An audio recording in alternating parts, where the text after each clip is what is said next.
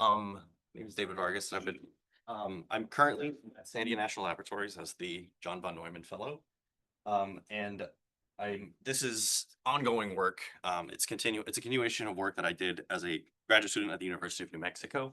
And there I was working with Jacob Schroeder, who was my PhD advisor. And I was also collaborating with Rob Valgu and Stephanie Gunter at Lawrence Livermore National Laboratories. And now at Sandia, I'm working with Eric Sear and Patrick Blonigan. Patrick, you might not recognize the name. He was one of the original authors of some work on least square shadowing, which is something I'll talk about in a second for systems. But okay, so yeah, we talked about the we heard about the nilpotency of our talks throughout the conference, and I think I'm getting really low rank here. Everyone's familiar with Parareal. Now everyone's extremely familiar with mgrid, and I'm really glad that Rob talked about all that stuff because there was a bunch of things that, well, it taught me a lot, but it also told everybody a lot of things that I would have liked to have said about mgrid. But yeah, so just to get comfortable with my notation, here's how I write down mgrid. I think it's really similar to the Rob did, but here's how I write down the full space-time system. And I'm assuming that these like phi operators are nonlinear. They just operate on the block vectors in U in a nonlinear way. Let's see. And yeah, so here's my sort of pictorial diagram for the two-level algorithm where we have C points, F points, course solve, F relaxation. This is Parareal. This is mgrid on two levels. They look the same on two levels, although we've found out that there's some philosophical differences, right? And so I want to, also talk about FCF relaxation. I think I like this pictorial representation. You can kind of see how it might work by simply taking an extra step from the end of each F interval to the following C point, followed by more F relaxation. We can kind of see there's a flow of data here to here to here, and so we end up stepping essentially across two intervals. And for a parabolic equation, this works because the equation is parabolic. Rob, you're gonna have to explain to me how it possibly helps with hyperbolic problems because I can't imagine how it would help. But maybe just the longer range of propagation of information is needed, but especially on coarser grids. But yeah, so for parabolic equations, it's really useful. But we'll see in a second that for, oh yeah, go ahead. In this cartoon, one can also nicely see that this is just parareal with overlap. Yes, It's exactly. yeah, you could interpret it that way. There was also a paper. I can't remember the authors, but it was AT mgrid. It was asynchronous truncated mgrid, where they had these asynchronous course grids. So rather than solving the full course grid all the way across, they would solve these course grids that had later and later time dependencies, and they were overlapping. And it turns out that that's equivalent to FCF relaxation on the course grid. So FCF relaxation is also equivalent to parareal with no course grid. FCF relaxation is sort of related to a lot of things. Right? It's kind of interesting, but yeah, this is basically it. We have mgrid with v cycling is log n, time stepping is open. That's the biggest thing, right? And as we all know, that mgrid becomes more efficient as the total number of time points increases. Like there's some sort of crossover point. We get no speed up until some problem that's big enough to get a speed up on. And so this is a problem for chaotic systems because we have, as we'll see, a bit of a time limit on how long of a simulation we could parallelize over. Right, so chaotic systems, of course, thankfully we got a lot of great information about chaotic systems as well before I got up here, so I don't really have to introduce these very much, but yeah, exactly. They're the big bullet point here is that these systems are ill-conditioned. That's really all it comes down to. Their condition number depends exponentially on the length of the simulation, and that's where our troubles lie. And so if we look at two-level mgrid or parareal convergence to the Lorentz system, we can see that after 10 iterations, we've converged to machine precision at the beginning of the time domain. So this is a plot of the norm of the residual in space over the simulation time. So this is the actual like physical system time. And after 20 iterations, some more progress has been made. 30 iterations, the convergence completely stalls. And we're still solving like a very small part of the problem here, just through we solved a single, solved a single like a single like time chunk each iteration at the beginning of time. But it takes like O of n iterations, right? And so anyway, sorry. Actually, the slope of this residual plot, and this is the system residual. It's that I'm measuring here. So it's the this matrix, system matrix here measures the difference between UI and the fine operator applied to UI minus 1. So it's the defect at the end of each time chunk on the fine grid. And that's what we measure as the system residual. But it has this characteristic linearly growing shape in this log-log plot. Oh, sorry, in this semi-log y plot. And the slope of this curve is 0.9, which is the greatest Lyapunov exponent for the So this is sort of the characteristic behavior of M-grid or parareal and chaotic systems. And the time scale here is normalized in units of Lyapunov time. So that's, for me, I choose log 10 over the greatest Lyapunov exponent, and that gives us 1 Lyapunov time is the time it takes for us to lose 1 digit of accuracy in our solution, or for the residual to grow by 1 order of magnitude. And basically at the right end, you cannot compute in double precision the solution anymore, right? No. You need quad precision, yeah. So if you can continue converging, but you need arbitrary precision at the beginning of time to get 1 digit at the end of time. You could do that. Another thing you could do is, as we saw, is sliding windows. Just obviously like, hey, we're done here. Just move the window, ignore all this, and start solving there, right? But that, it turns out, doesn't scale. And you know, us multigridders, all we want is an O of n algorithm. Otherwise, we don't care if we do not want a practical algorithm. We want an O of n algorithm. All right. So we have a time limit. Right? If we have a tolerance of, let's say, square root of epsilon, epsilon's machine precision, we have a time limit of 8 Lyapunov time. Right? That's half of our precision. We want to solve to at least half of our precision. We can only go up to 8 Lyapunov time for double. Okay, so I've done some previous work on this. There's a paper in CISC for 2023. It's sounding kind of old now, but that did this delta correction idea. This is I presented this in 2022 at the Pine meeting. It's a second order correction for the coarse operator. Uses like linearizations of the fine operator. But it's actually a quadratically converging algorithm, but it's less stable and is much more expensive. Those are some problems with it, but it does fix some of the problems for chaos. And then another thing was these Runge-Kutta theta methods that was submitted to CISC, the Copper Mountain special issue, and rejected. So I'm looking to resubmit that. I don't know why they rejected it. But yeah, so this was a lot really related to the semi-Lagrangian stuff, where I was deriving order conditions to optimize the coarse grid operators by canceling Taylor series terms. It increases the cost of the coarse grid, but greatly improves that convergence, right? And so both of these things we're targeting, trying to improve our accuracy of the approximation on the fine grid. And we were able to get a speed up for the Kuromoto-Siewiczynski equation while converging to really small residual norms. Like, we didn't cheat or anything. We got down to like 10 to the minus 6 residual and got a 10x speed up for the Kuromoto-Siewiczynski equation using delta correction and theta method. And it was very complicated discretization and very intrusive algorithm. Let's see. But the problem is there was still a time limit. We still couldn't converge on longer problems. This was for a system over 8 Lyapunov time. And so we weren't able to fix that. But it's true that pint convergence is possible on arbitrary time domains, arbitrarily long time domains, at least in theory. This was first proposed by Chi-Chi Wang and Patrick Blonigan and a few other authors in Towards Scalable Parallel Turbulent Flow Simulations in 2013. And the idea is to use the least squares shadowing algorithm.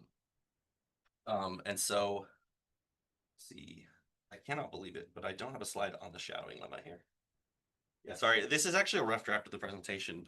I lost my final slides and I wasn't able to, I have the tech, but I can't get it to build on my machine for some reason. I was struggling to do this yesterday. And anyway, sorry, I'm missing some stuff. I'm having a bit of a bad time with the presentation, but so the shadowing lemma I can briefly talk about with a piece of chalk here. Can everyone see this blackboard here? See, I don't want to run out of time. I feel like I'm absolutely faffing over here. I have 10:45. Sorry. Or 5 minutes. I have 5 minutes. Oh, okay. So I have. You have 5 extra minutes because we Thank spoke. you. have 12 Okay, minutes from now. okay, great. Okay, let me see. So it takes the form of an epsilon delta theorem, but it's basically for any epsilon greater than 0, there exists a delta such that for any epsilon pseudo trajectory of the orbit, so that's a pseudo trajectory, we'll call it u epsilon. So it has this, it satisfies this.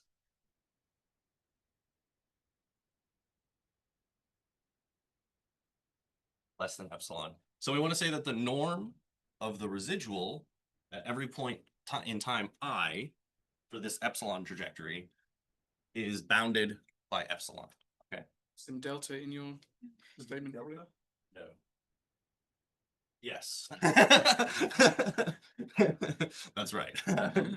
It's incredible. Undergraduates get it wrong for a reason. It's not easy to, it's always hard. Okay. Yes. So if such that this holds, we have our epsilon orbit is no. It's the other way around, actually. I had it right. For every epsilon greater than 0, there exists a delta.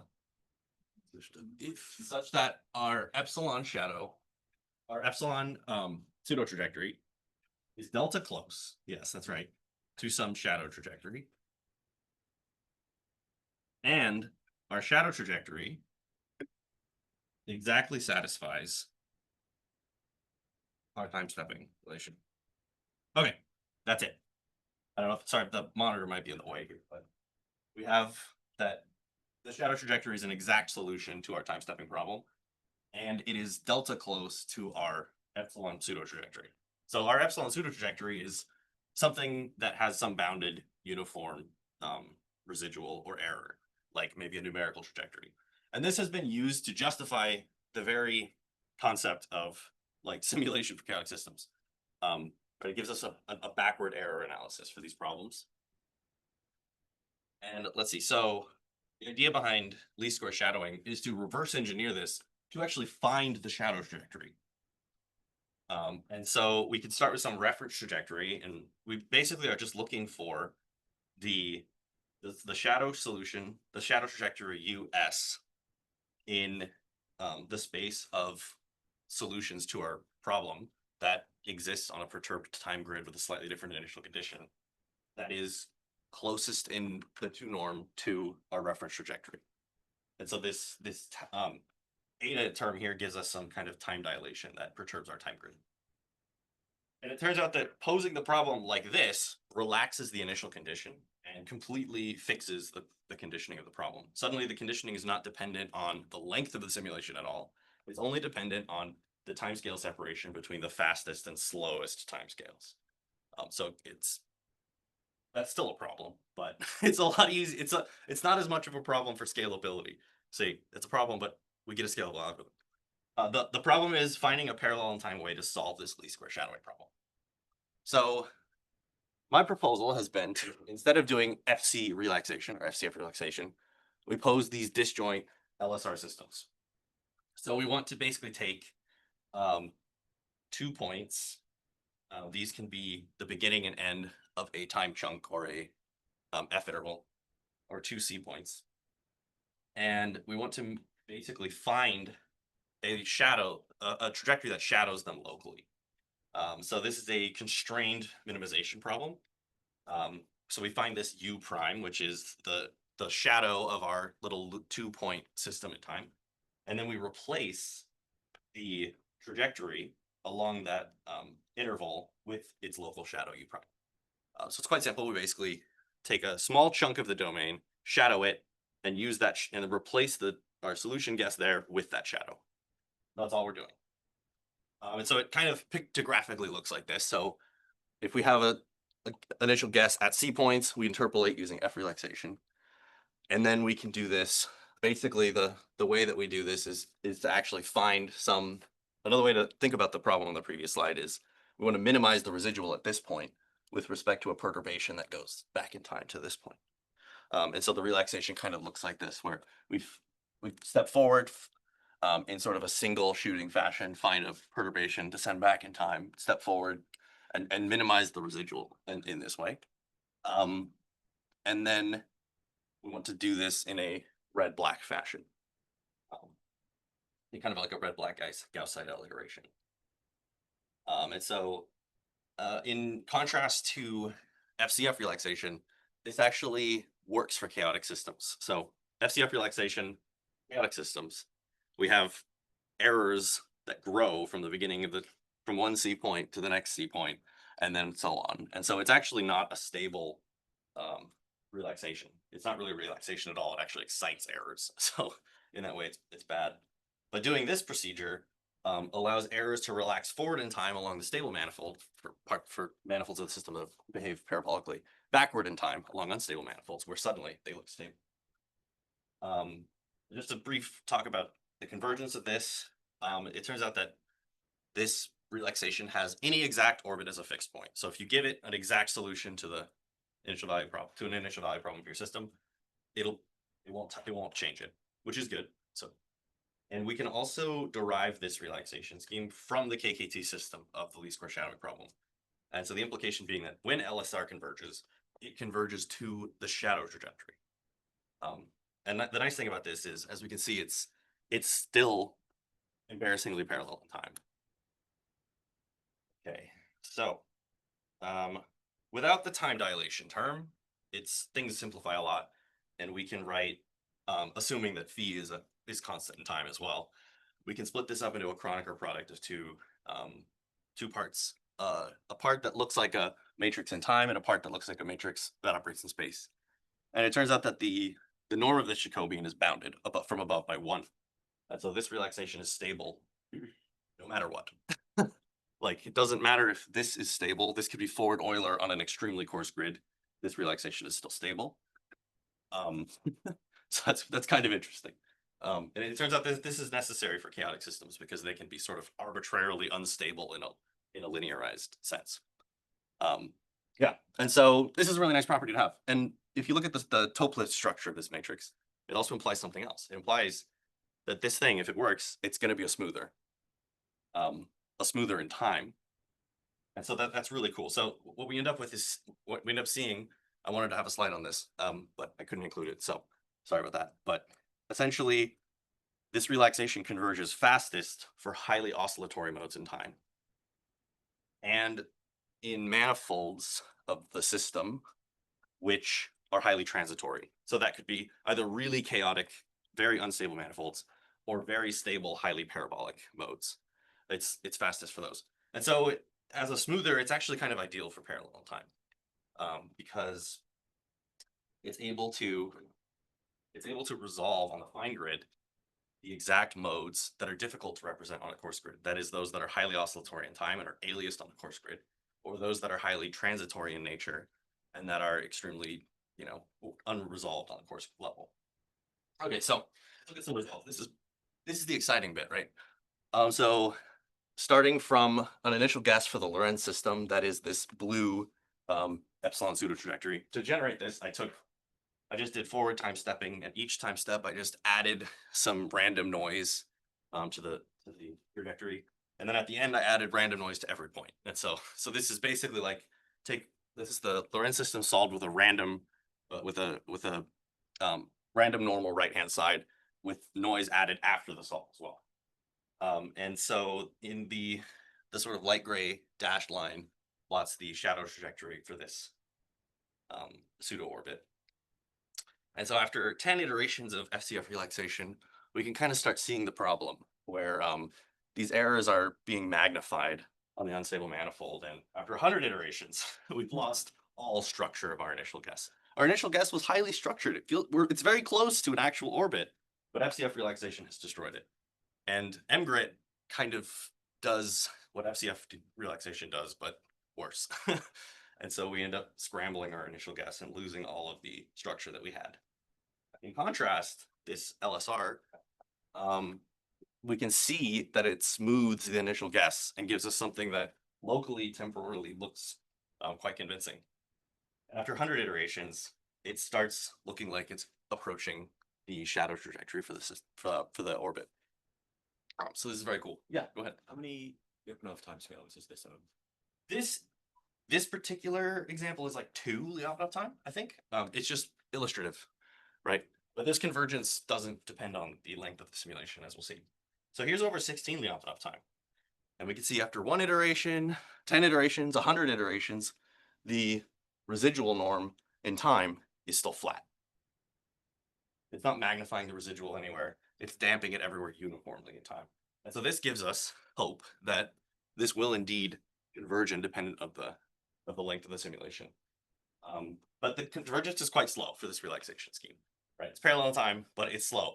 There's still only really local information being communicated. And so really smooth errors in time take a long time to resolve.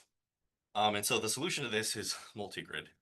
We just need to coarsen, because once we've done smoothing for a while, as Rob said, the error in the residual is a really smooth function. And so it can be represented really accurately on a coarse level. And so that's what done. And so I initially thought this could work without time dilation. And so I tried it. And so doing, and sorry, so a little bit of detail, the particular form of multigrid I'm using is still mgrid. I've just replaced the relaxation with this LSR. I've also replaced the coarse grid. There's no coarse grid solve. There's no global solve on the coarse grid. So everything is parallel everywhere, which is nice. I think this works particularly for ergodic systems. Like we saw, the doesn't work when you have to propagate a constant necessarily. But that's maybe a problem. That's a can I'm kicking down the road. So we can see, yeah, so on 1 level, it converges quite slowly. 2 levels, it converges a little faster, maybe. On 6 levels, it does quite well, actually. After 20 iterations, we get to 10 to the minus 3 residual. You know, it's not horrible. And then at 7 and 8 levels, it starts diverging. This was a little concerning, right? And so a really impressive thing about this plot is that, like, some of these coarse grids, like the best performing coarse grid, or the best performing setup, had a coarsest grid with a time step size of 0.08, which is like well over an order of magnitude above the stability limit for forward Euler. Yeah, this is using forward Euler, by the way. Kind of impressive. But it turned out that the fix was just to use time dilation. And using a time dilation allows this thing to converge independent of simulation length as predicted. And so now we're converging to like 10 to the minus 10 residual here on 7 levels. Yeah, and so this is actually, there's a bit more detail here too. Doing FMG or F cycling to solve this. And it turns out that this seems to be pretty important because our relaxation is a little bit weak. It's not really strong enough for V cycling to work successfully as far as I can tell. So we need to do a little bit more work on coarse grids, which the F cycling helps with. But anyway, the really important thing about this plot is that it's converging fast and it's converging independent of simulation length. And the way we can see that is the solid line is for a simulation on 16 Lyapunov time with 16,000 time points. The dashed line is for a simulation on 64 Lyapunov time with 65,000 time steps. And so those curves look really very much the same. The difference between them is that occasionally you might find yourself, we might find a trajectory that happens to go to a part of the attractor where the Jacobian is less well conditioned, in which case the relaxation doesn't work as well. And the longer the simulation is, the more likely you are to find one of these scenarios. And so that in that sense, it is somewhat probabilistically dependent on the length of the simulation, but not in a linear way anyway. So I think that's very cool. And so the big news here is that I've gotten this to work successfully for a scalable initialization, which using full multi-grid. So one of the problems with this method is that we actually need a fairly decent initial guess on the whole time domain for this to work successfully. And so the idea is to use full multigrid to do this. So we solve the coarsest level we have. We don't start on the fine level. We start on the coarsest level. and then we solve there using a forward solve. Here I'm using Crank-Nicholson for stability. And we get something that it looks, you know, maybe topologically like the Lorentz attractor, but it's a quite inaccurate solution. And then we refine and iterate using the multi-level LSR algorithm I talked about with that. And so we can see from that initial guess, we get this final solution that has a residual of like 10 to the minus 10. And it's indistinguishable almost from, if I gave this trajectory to someone, they wouldn't be able to tell that I didn't generate it without time stepping, which is pretty cool. We can see that the actual shape of the attractor has had to change from the initial guess. The initial guess was quite small in the domain, and it's expanded out to fill the real attractor for the system.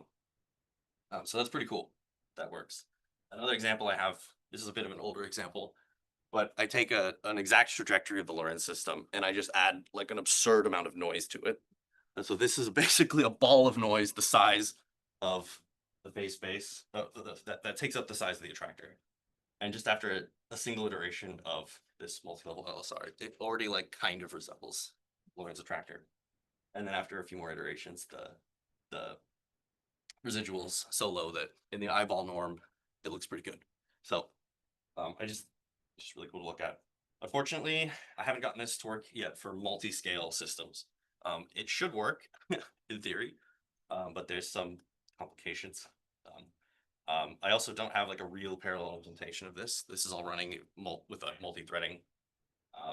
And yeah, so those two pieces I'm missing before moving on to PDEs and actual turbulence, but those are the targets over the next year. So hopefully at the next meeting, I have some more impressive results with those. But thank you so much for your time.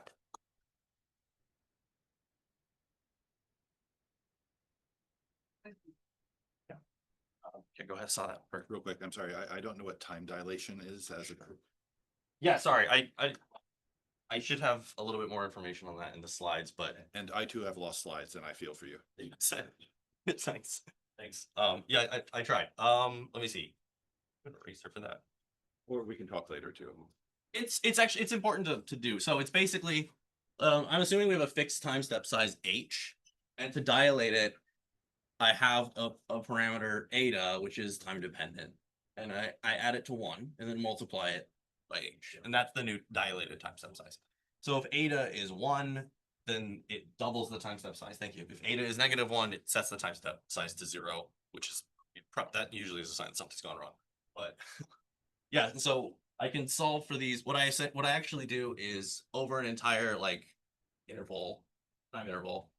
What I'll do is I'll find a single eta that I can use to dilate the whole time interval. And what this is really useful for is I don't have a plot of it, but I can plot where these the magnitude of the time dilation on the actual attractor. And we can see that this part of the attractor, we tend to need time contraction and we tend to need time dilation here because the Crank-Nicholson scheme kind of just flies through here too fast. And here it ends up getting slowed down and going too slow through the attractor. So it's like adaptive time stepping. It's a lot like that. Well, it's basically It's a reparameterization of time to kind of put the numerical solution onto the close to the exact one. yeah. So yeah, it's trying to interpret some of the error as time dilation, as like a phase error, and trying to correct for it. So like we're trying to use as much structure as we can from the initial guess. And so part of that is using time dilation. Without the time dilation, this doesn't work at all, actually. Yes. So do you have an idea of the solution before you can use that? Yeah, so you need a decent initial guess. Well, as far as I can tell, the initial guess needs to have topological structure resembling the actual attractor. And so if you mess this up too much, like one thing that I tried playing around with was I actually was using not just Crank-Nicholson, but I was using a theta method. And if you set theta to like 0.499, right, really close to a half, it messes up the structure of the attractor enough that this no longer converges. And so it's really sensitive to things like that destroy the structure of the attractor. But it's not so sensitive to, I mean, there's O of 1 error in this initial guess. It's very, very, very coarse. But it's still able to converge nicely here. So yeah, so You have to be, you have to be careful with the initial guess, but yeah, go ahead. No problem. Great work, first of all. Well, thanks. If you go to the last case where you so much noise becomes bold, yeah. Do you 2 slides more? Do you know why it plateaus? Yes, this is without time dilation. Yeah.